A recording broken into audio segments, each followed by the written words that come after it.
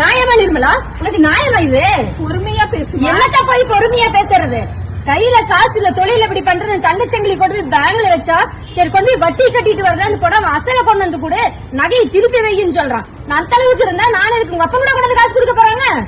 கூலி வேலை செஞ்சு பாக்கிறதுக்கு அந்த கஷ்டம் எல்லாம் தெரியும். அடுக்குமா நிர்மலா இது? அடுக்குமா நிர்மலா இது? என்னமா ஆச்சு? நைட்டு மகளமா தையல் நீச்சிருக்கிறியா நீ? அம்மா நான் ஒரு பொருளாதார மேகமா. நல்ல மேக போ நீ. வாரம் முழுக்க வேலை செஞ்சு 2500 சம்பளத்தை அந்த முதலாளி பேங்க் அக்கௌண்ட்ல தான் போடு வந்துட்டாங்க. சரி அதான் சரி. என்ன சரி போ. காலையில எடுத்து அந்த எடுக்கலான்னு போனா அந்த அட்டை தூக்கிட்டு போனா பேங்க்ல 1700 ரூபாய் இருக்குது. என்ன ஏதுன்னு பதறி ஓடி போய் மேனேஜரை கேட்டா மினிமம் பேலன்ஸ் இல்லன்னு சொல்லிட்டாங்க. உனக்கு கூலிக்காரன் கஷ்டம் என்னன்னு தெரியுமா முதல்ல? ஜாலியா ரைடு கிளம்பிட்டு ரைடு போறாங்க. ரைடு 70 கிலோமீட்டர் போகணும் இந்த வண்டியில. ஏன் நீதான் கார் வச்சிருக்கிறீங்க? கார் வச்சிருக்கிறேன்டா பேரு. கார் வாங்கினத டியூவை கட்டுவனா, பெட்ரோல் போடுவனா, டோல்கேட்ல அடிக்கிறீங்களா ஒரு கொள்ளை, அதுக்கு பணம் கட்டுவனா. உங்க அப்பா வீட்டுல இருந்து அதெல்லாம் குடுக்குறீங்க. இந்த கொடுமைய பாத்தீங்களா? ஐயோ அடுத்து இவளா சொல்லுமா என்னம்மா?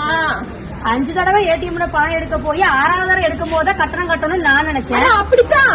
என்ன அப்படித்தான்? ஏடிஎம் கூட காலை வச்சாவே பணத்தை எடுக்கணும் இப்பதான் எனக்கு தெரியுது. அப்படி இல்ல, இல்ல உங்ககிட்ட யாரோ போய் பேசிருக்காங்க. என்ன போய் பேசிருக்காங்க? அக்கௌண்ட்ல பணம் இருக்கான்னு செக் பண்ணாலும் பணம் எடுக்கிறீங்க, பணத்தை போட்டாலும் பணம் எடுக்கிறீங்க, பணம் எடுத்தாலும் பணம் எடுக்கிறீங்க. அதாவது டிரான்சாக்சன் தானே நீ அக்கௌண்ட்ல செக் பண்ண. என்ன உங்க அப்பா வீட்டு காசு ஆகுது? பணத்தை கஷ்டப்பட்டு சம்பாதிக்கிறவங்க அதோட அருமை தெரியும். உனக்கா தெரிய போகுது?